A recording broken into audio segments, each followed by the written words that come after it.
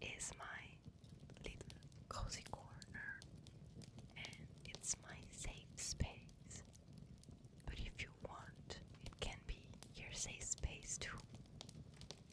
You got here just in time, because I'm about to start reading a story. A storyteller, you know. In the morning, she woke to the rustling of leaves over her head and the sound of running water. But to her surprise, she could find no door, nothing but the moss grown all of the cottage. So she crept through an opening in the arbor and stood in the forest. Then she bathed in a stream that ran merrily through the trees and felt happier for having once been in her grandmother's pond. She must be clean and tidy ever after, and having put on her green dress, felt like a lady. She spent that day in the wood, listening to the birds and beasts and creeping things. She understood all that they said, though she could not repeat a word of it, and every kind had a different language, while there was a common thought or limited understanding between all the inhabitants of the forest. She saw nothing of the beautiful lady, but she felt that she was near her all the time, and she took care not to go out of sight of the cottage. It was round, like a snow hut or a wigwam, and she could see neither door nor window in it. The fact was, it had no windows, though it was full of doors. They all opened from the inside, and could not even be seen from the outside. She was standing at the foot of a tree in the twilight, listening to a quarrel between a mole and a squirrel, in which the mole told the squirrel that the tail was the best of him, and the squirrel called the mole spade fists. When, the darkness having deepened around her, she became aware of something shining in her face, and looking round, saw that the door of the cottage was open, and the red light of the fire flowing from it like a river through the darkness. She left mole and squirrel to settle matters as they might, and darted off to the cottage. Entering, she found the pot boiling on the fire, and the grand, lovely lady sitting on the other side of it. "I've been watching you all day," said the lady. "You shall have something to eat by and by, but we must wait till our supper comes home." She took Tangle on her knee and began to sing to her, such a song as made her wish she could listen to them forever. But at length in rushed the shining fish and snuggled down in the pot. It was followed by a youth who had outgrown his worn garments. His face was ruddy with earth, and in his hand he carried a little jewel, which sparkled in the firelight. The first words the lady said were, "What is that in your hand, Mossy?" Now, Mossy was the name his companions had given him, because he had a favorite stone covered with moss, on which he used to sit whole days reading. And they said the moss had begun to grow upon him too. Mossy held out his hand. The moment the lady saw that it was the golden key, she rose from her chair, kissed Mossy on the forehead, made him sit down on her seat, and stood before him like a servant. Mossy could not bear this, and rose at once, but the lady begged him, with tears in her beautiful eyes, to sit and let her wait on him. "But you are a great, splendid, beautiful lady," said Mossy. "Yes, I am, but I work all day long. That is my pleasure, and you will have to leave me so soon." "How do you know that?"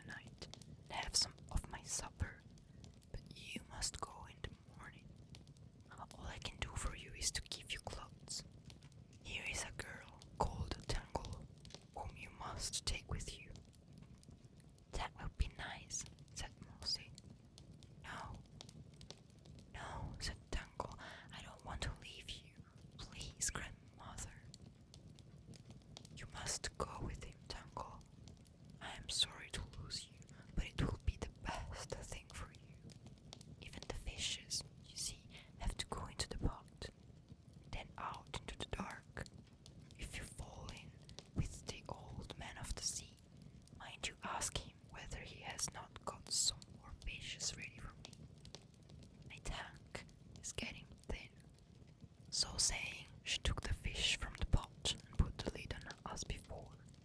They sat down and ate the fish, and then the winged creature rose from the pot, circled the roof, and settled on the lady's lap. She talked to it, carried it to the door, and threw it out into the dark.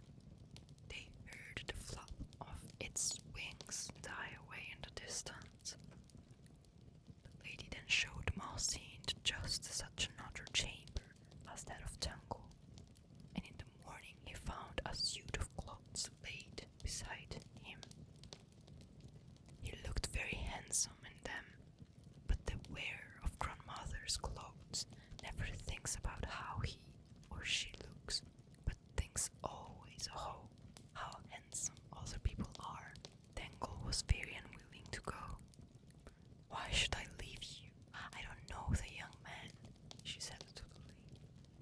I am never allowed to keep my children long. You need not go with him except you please, but you must go some day, and I should like you to go with him, for he has the golden key. No girl need to be afraid to go with a youth that has the golden key. You will take care of her, Mousy, will you not? That I will, said Mousy, and Tangle cast a glance at him, and thought she should like to go with him. And, said the lady, if you should lose each other as you go through the I never can remember the name of that country, do not be afraid, but go on and on. She kissed Tangle on the mouth and Mousy on the forehead, led them to the door, and waved her hand eastward. Mousy and Tangle took each other's hand and walked away into the depth of the forest. In his right hand, Mousy held the golden key. They wandered though a long way, with endless amusement from the talk of the animals. They soon learned enough of their language to ask them necessary questions. Squirrels were always friendly and gave them nuts out of their own horns, but the bees were selfish and rude, justifying themselves on the ground that Tangle and Mousy were not subjects of their queen, and charity must begin at home, though indeed they had not one drone in their poorhouse at the time. Even the blinking moles would fetch them an earth nut or a truffle now and then, talking as if their mouths, as well as their eyes and ears, were full of cotton wool, or their own velvety fur. By the time they got out of the forest, they were very fond of each other, and Tangle was not in the least sorry that her grandmother had sent her away with Mousy. At length the trees grew smaller and stood farther apart, and the ground began to rise, and it got more and more steep, till the trees were all left behind, and the two were climbing a narrow path with rocks on each side. Suddenly they came upon a rude doorway, by which they entered a narrow gallery cut in the rock. It grew darker and darker, till it was pitch dark. They had to feel their way. At length the light began to return, and at last they came out upon a narrow path on the face of a lofty precipice. This path went winding down the rock to a wide plain, circular in shape and surrounded on all sides by mountains. Those opposite to them were a great way off and towered to an awful height, shooting up sharp blue ice emerald pinnacles. An utter silence reigned where they stood. Not even the sound of water reached them. Looking down, they could not tell whether the valley below was a grassy plain or a great still lake. They had never seen any place look like it. The way to it was difficult and dangerous, but down the narrow path they went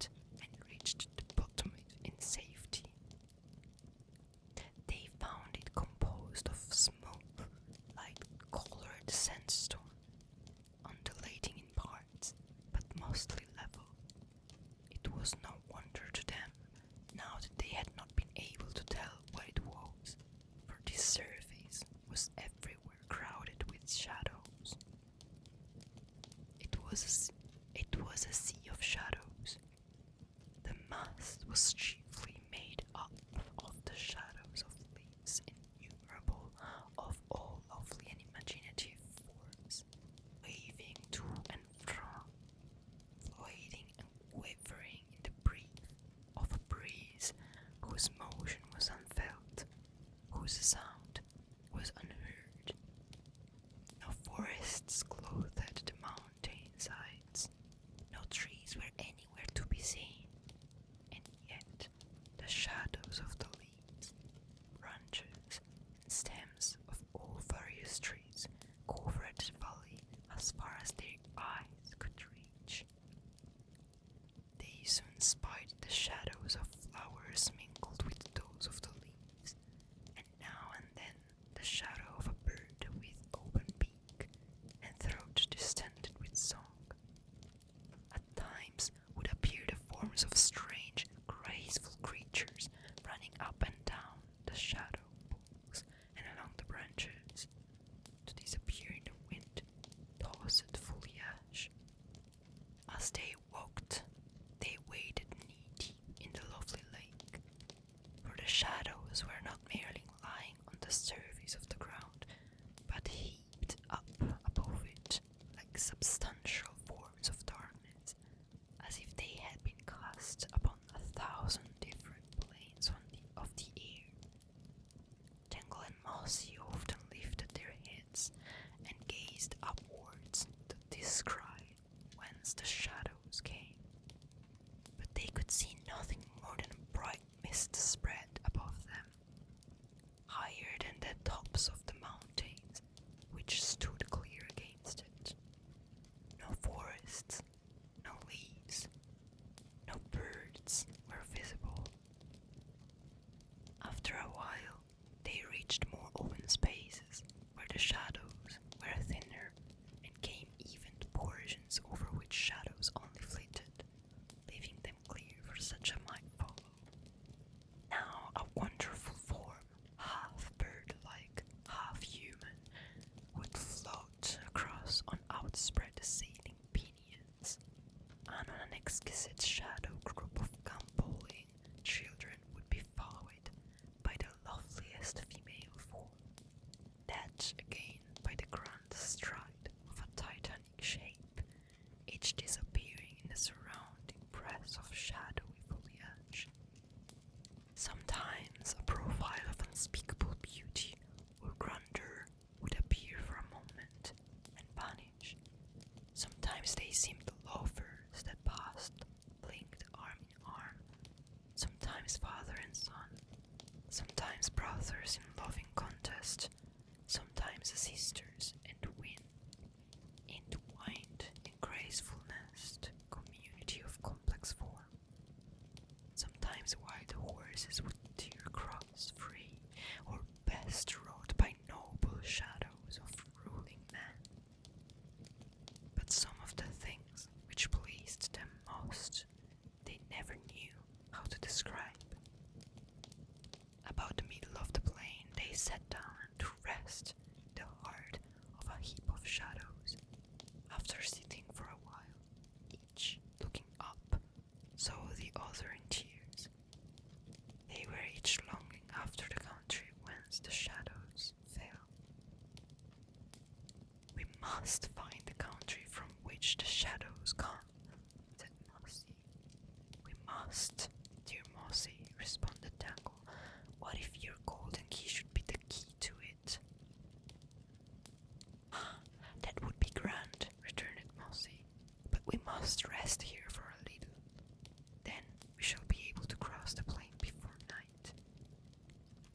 So he lay down on the ground, and about him on every side, and over his head, was the constant play of the wonderful shadows. He could look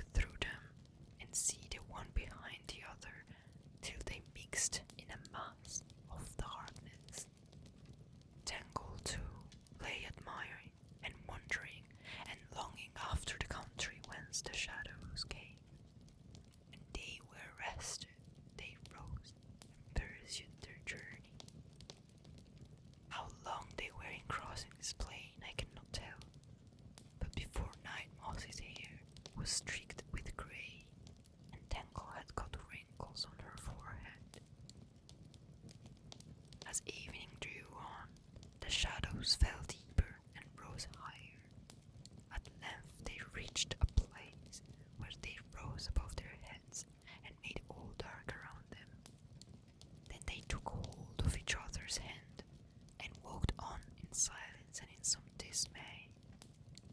They felt the gathering darkness and something strangely solemn besides.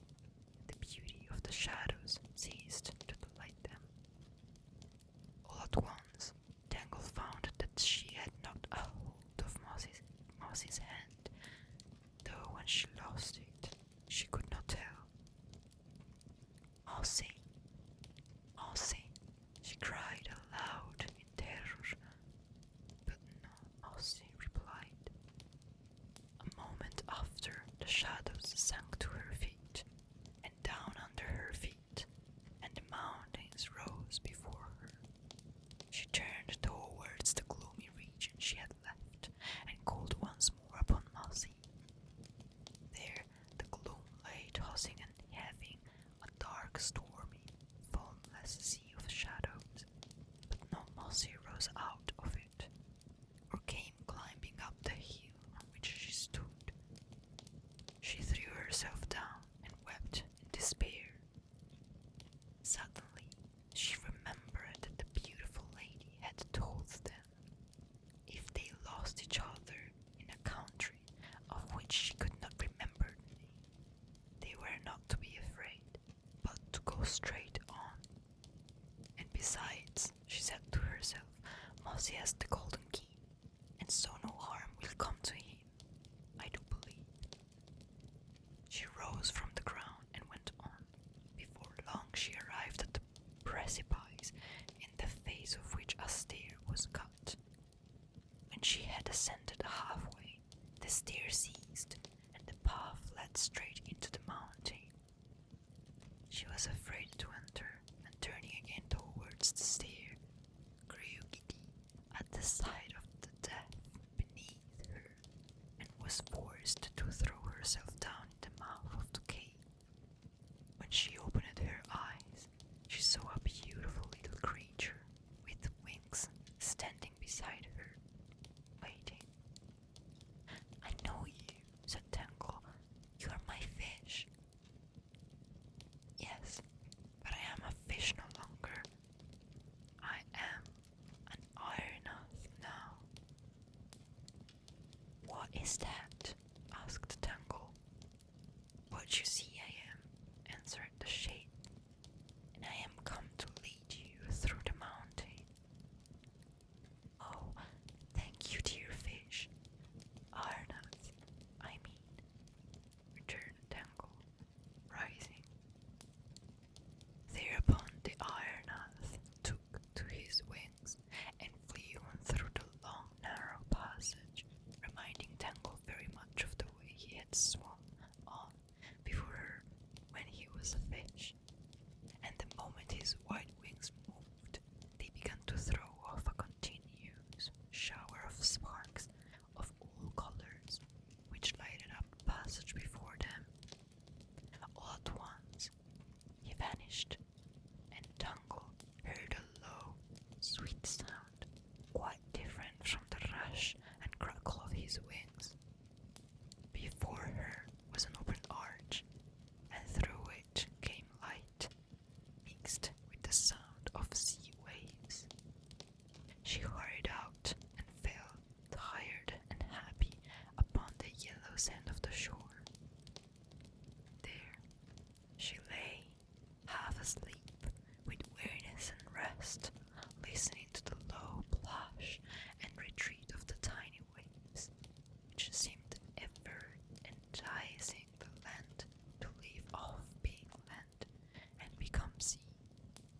And as she lay, her eyes were fixed upon the foot of a great rainbow standing far away against the sky, the other side of the sea. At length she fell fast asleep.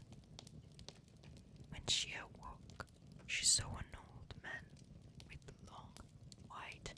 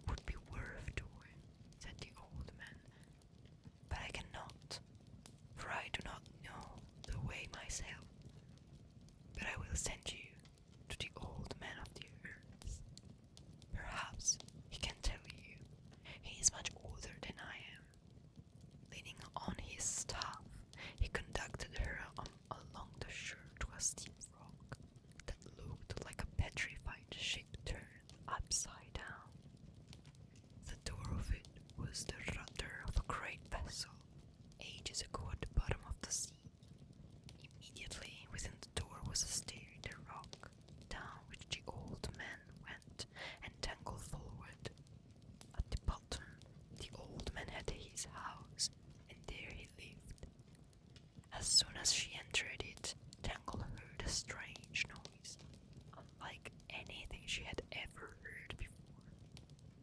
She soon found that it was the fishes talking. She tried to understand what they said, but their speech was so old-fashioned and rude and undefined that she could not make much of it. "I will go and see about those fishes for my daughter," said the old man of the sea. And moving a slide into the wall of his house, he first looked out and then tapped upon a thick piece of crystal that filled the round opening. Tangle came up behind him, and peeping through the window into the heart of the great deep green ocean, saw the most curious creatures, some very ugly, all very odd, and with especially queer mouths, swimming about everywhere, above and below, but all coming towards the window in answer to the tap of the old man of the sea. Only a few could get their mouths against the glass, but those who were floating miles away yet turned their heads toward it. The old man looked through the whole flock carefully for some minutes, and then, turning to Tangle, said, "I am sorry I have not gone one ready yet. I want more time than she does, but I will send some as soon as I can." He then shut the slide. Presently a great noise arose in the sea. The old man opened the slide again and tapped on the glass, whereupon the fishes were all as still as asleep. "They were only talking about you," he said. "They do speak such nonsense." "Tomorrow," he continued, "I must show you the way to the old man of the earth. It lays a long way from here." "To let me go at once," said the Tangle. "No, that is not possible. You must come this way first." He led her to a hole in the wall, which she had not observed before. It was covered with the green leaves and white blossom of a creeping plant. "Only white blossoming plants can grow under the sea," said the old man. "In there you will find a bath, in which you must lie till I call you." Tangle went in and found a smaller room or cave, in the further corner of which was a great basin hollowed out of a rock, and half full of the clearest sea water. Little streams were constantly running into it from cracks in the wall of the cavern. It was polished, quite smooth inside, and had a carpet of yellow sand in the bottom of it. Large green leaves and white flowers of various plants crowded up and over it, dropping and covering it almost entirely. No sooner was she undressed and laying in the bath than she began to feel as if the water were singing into her, and she was receiving all the good of sleep without undergoing its forgetfulness. She felt the good coming all the time, and she grew happier and more hopeful than she had been since she lost Mousy. But she could not help thinking how very sad it was for a poor old man to live there all alone, and have to take care of a whole sea full of stupid and briochous fishes. After about an hour, as she thought, she heard his voice calling her, and rose out of the bath.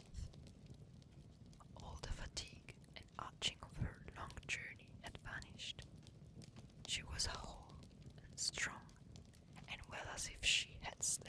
for 7 days. Returning to the opening that led into the other part of the house, she started back with amazement. For through it she saw the form of a grand man, with a majestic and beautiful face waiting for her. "Come," he said, "I see you are ready." She entered with reverence. "Where is the old man of the sea?" she asked, humbly. "There is no one here but me," he answered, smiling. "Some people call me the old man of the sea. Others have another name for me, and are terribly frightened when they meet me taking a walk by the shore. Therefore I avoid being seen by them, for they are so afraid that they never see what I really am. You see me now, but I must show you the way to the old man of the earth." He led her into the cave where the bath was, and there she was, in the opposite corner, a second opening in the rock. "Go down that stair, and it will bring you to him," said the old man of the sea. With humble thanks, Tangle took her leave. She went down the winding stair, till she began to fear there was no end to it. Still down and down it went, rough and broken, with springs of water bursting out of the rocks and running down the steps beside her. It was quite dark about her, and yet she could see. For after being in that bath, people's eyes always give out a light they can see by. There were no creeping things in the way. All was safe and pleasant, though so dark and damp and deep. At least there was not one step more, and she found herself in a glimmering cave. On a stone in the middle of it sat a figure with its back towards her, the figure of an old man bent double with age. From behind she could see his white beard spread out on the rocky floor in front of him. He did not move as she entered, so she passed around that she might stand before him and speak to him. The moment she looked in his face, she saw that he was a youth of marvelous beauty. He sat entranced with the delight of what he beheld in a mirror of something like silver, which lay on the floor at his feet, and which from behind she had taken for his white beard. He sat on, heedless of her presence, pale with the joy of his vision. She stood and watched him. At length, all trembling, she spoke, but her voice made no sound. Yet the youth lifted up his head. He showed no surprise, however, at seeing her. Only smiled a welcome. "Are you the old man of the earth?" Tangle had said. And the youth answered, and Tangle heard him, though not with her ears. "I am. What can I do for you? Tell me the way to the country whence the shadows fall." "That I do not know. I only dream about it myself. I see its shadows sometimes in my mirror. The way to it, I do not know. But I think the old man of the fire must know. He is much older than I am. He is the oldest man of all." "Where does he live?" "I will show you the way to his place. I never saw him myself." So saying, the young man rose and then stood for a while gazing at Tangle. "I wish I could see that country too," he said, "but I must mind my work." He led her to the side of the cave and told her to lay her ear against the wall. "What do you hear?" he asked. "I hear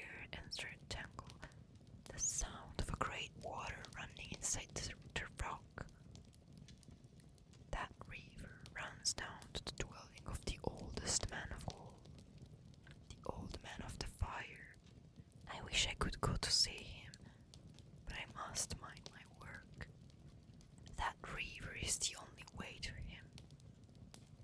Then the old man of the earth stooped over the floor of the cave, raised a huge stone from it, and left it leaning, disclosed a great hole that went plumb down.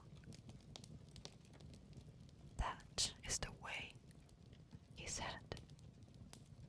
but there are no stairs. You must throw yourself in. There is no other way. She turned and looked him full in the face, stood so for a whole minute, as she thought. It was a whole year. Then threw herself headlong into the hole. When she came to herself, she found herself gliding down fast and deep. Her head was under water, but that did not signify, for when she thought about it, she could not remember that she had breathed once since her bath in the cave of the old man of the sea. When she lifted up her head, a sudden and fierce heat struck her, and she sank it again instantly and went sweeping on. Gradually the stream grew shallower. At length she could hardly keep her head under.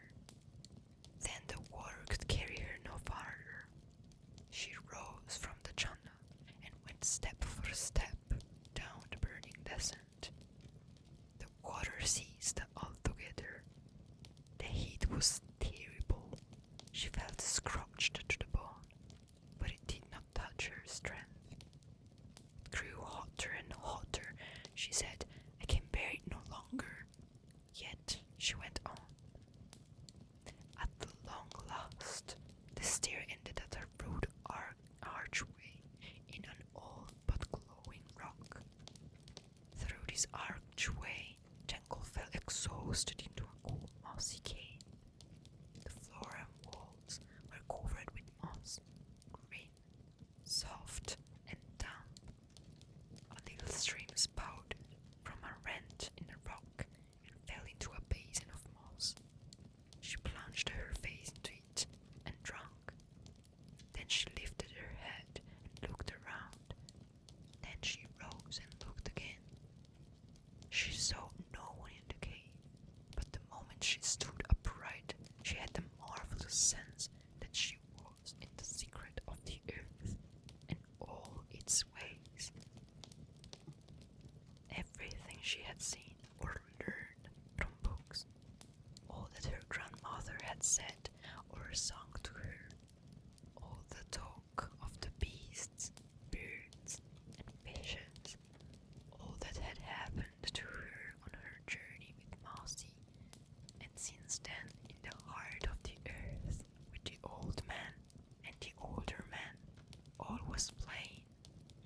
She understood it all, and saw that everything meant the same thing, though she could not have put it into words again. The next moment she descried, in a corner of the cave, a little naked child sitting on the moss. He was playing with balls of various colors and sizes, which he disposed in strange figures upon the floor beside him. And now Tangle felt that there was something in her knowledge which was not in her understanding, for she knew there must be an infinite meaning in the change and sequence and individual forms of the figures into which the child arranged the balls, as well as in the varied harmonies of their colors. But what it all meant she could not tell. He went on busily, tirelessly, playing his solitary game, without looking up or seeming to know that there was a stranger in his deep withdrawn cell. Diligently, as a lace maker shifts her bobbin shifted and arranged his balls. Flashes of meaning would not pass from them to Tangle, and now again all would be not merely obscure, but utterly dark. She stood looking for a long time, for there was fascination in the sight, and the longer she looked, the more an indescribable vague intelligence went on rousing itself in her mind. For 7 years she had stood there, watching the naked child with his colored balls, and it seemed to her like 7 hours. When all at once the shape the balls took, she knew not why, reminded her of the Valley of Shadows, and she spoke. "Where is the old man of the fire?" she said. "Here I am," answered the child, rising and leaving his balls on the moss. "What can I do for you?" There was such an awfulness of absolute repose on the face of the child that Tangle stood dumb before him. He had no smile, but the love in his large grey eyes was deep as the centre, and with the repose there lay on his face a shimmer as of moonlight, which seemed as if any moment it might break into such a ravishing smile as would cause the beholder to weep himself to death. But the smile never came. The moonlight lay there unbroken, for the heart of the child was too deep for any smile to reach from it to his face. "Are you the oldest man of all?" Tangle at length, as though filled with awe, ventured to ask. "Yes, I am. I am very, very old. I am able to help you, I know. I can help everybody." And the child drew near and looked up in her face so that she burst into tears. "Can you tell me the way to the country the shadows fall from?" she sobbed. "Yes, I know the way quite well. I go there myself sometimes, but you could not go my way. You're not old enough. I will show you how you can go. Do not send me out into the great heat again," prayed Tangle. "I will not," answered the child, and he reached up and put his little cool hand on her heart.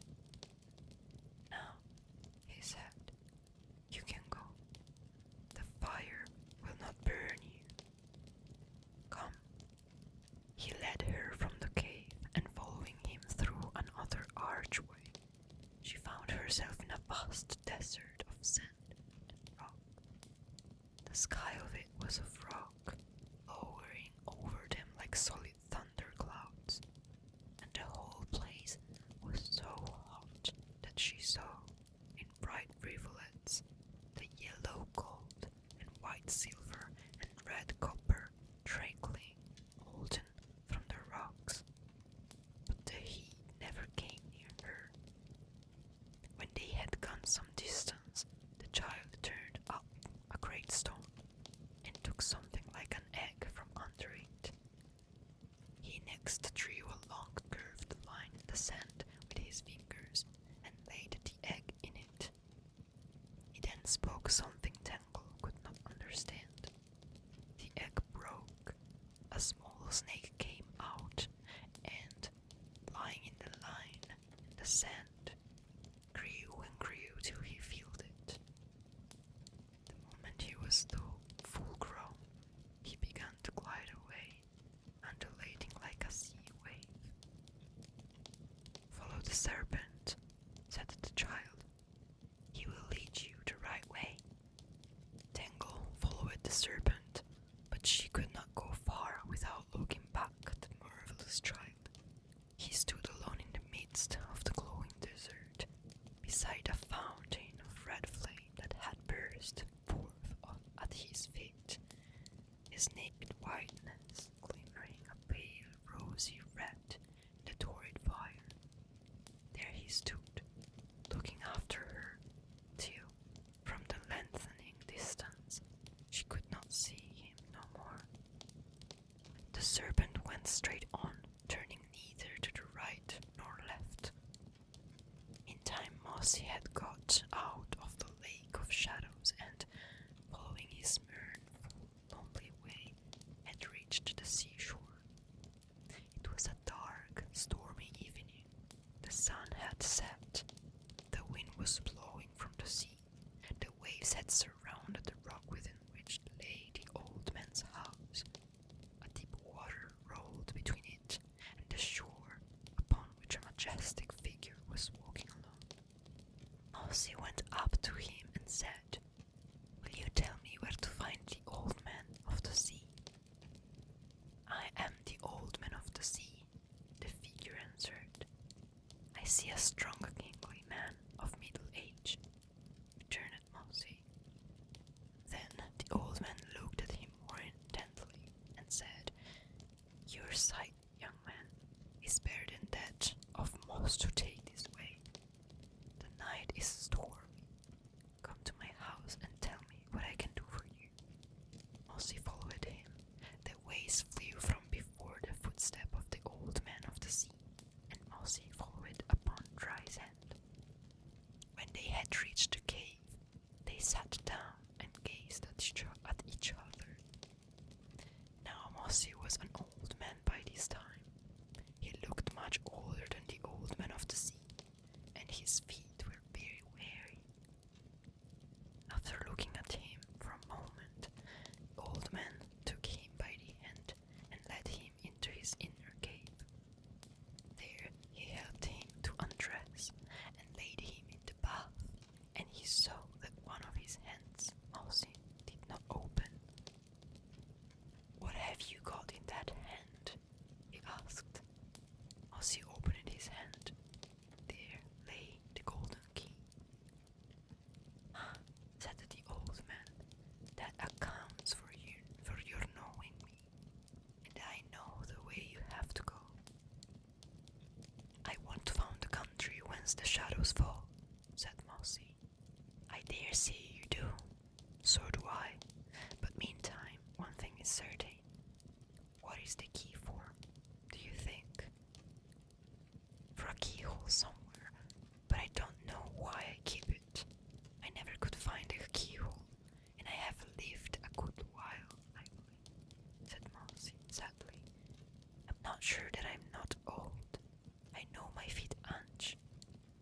"Do they?" said the old man, as if he really meant to ask the question. And Mossy, who was still lying in the bath, watched his feet for a moment before he replied. "No, they do not," he answered. "Perhaps I am not older either. Get up and look at yourself in the water." He rose and looked at himself in the water, and there was not a grey hair on his head or a wrinkle on his skin. "You have tasted of death now," said the old man. "Is it good?" "It is good," said Mossy. "It is better than life." "No," said the old man. "It is only more life. Your feet will make no holes in the water now." "What do you mean?" "I will show you that presently." They returned to the outer cave and sat and talked together for a long time. At length the old man of the sea rose and said to Mossy, "Follow me." He led him up the stair again and opened another door. They stood on the level of the raging sea, looking towards the east.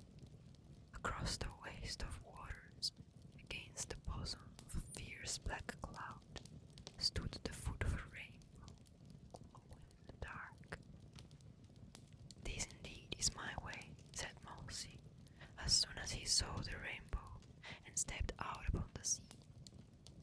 His feet made no holes in the water. He fought the wind,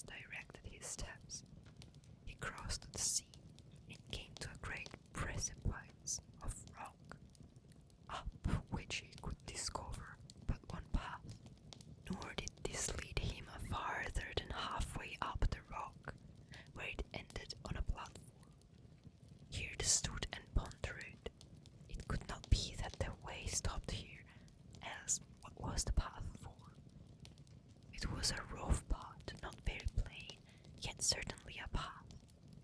He examined the face of the rock. It was smooth as glass, but as his eyes kept roving hopelessly over it, something glittered, and he caught sight of a row of small sapphires.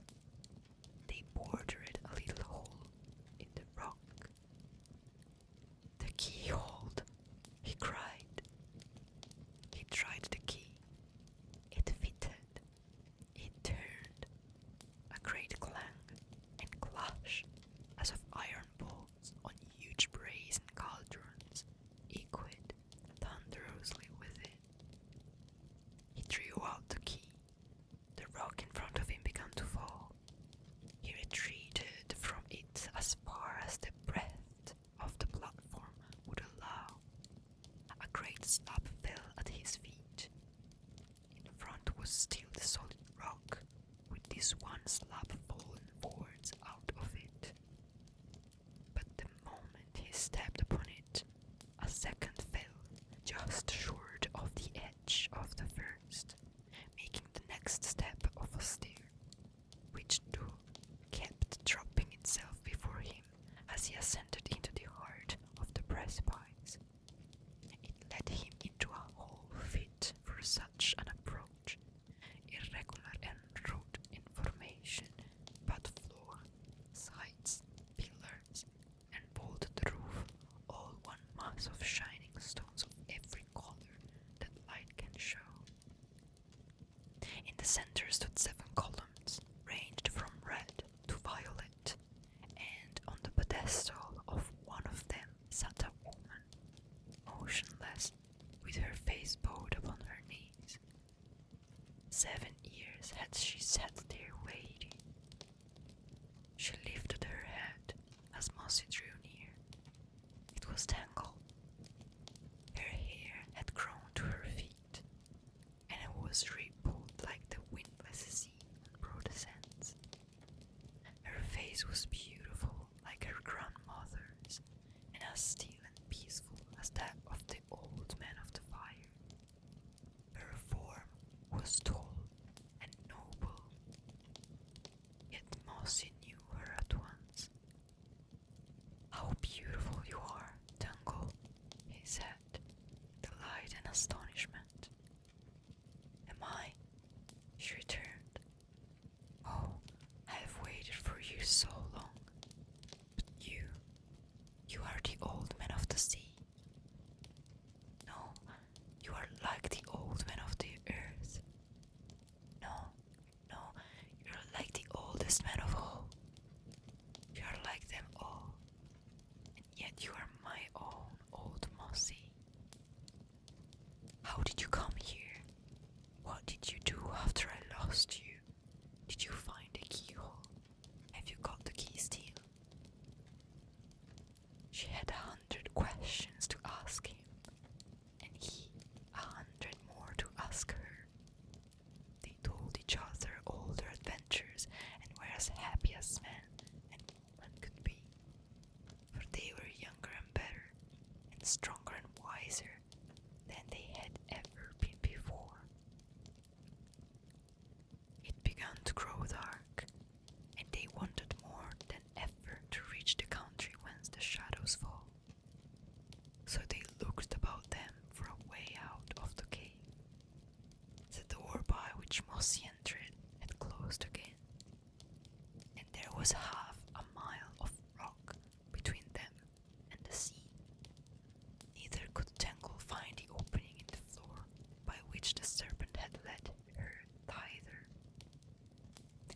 They searched till it grew so dark that they could see nothing, and gave it up. After a while, however, the cave began to glimmer again.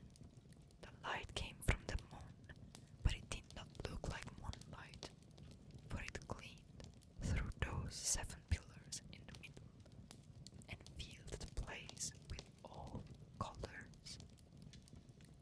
And now Mossy saw that there was a pillar beside the red one, which he had not observed before, and it was of the same new color that he had seen in the rainbow when he saw it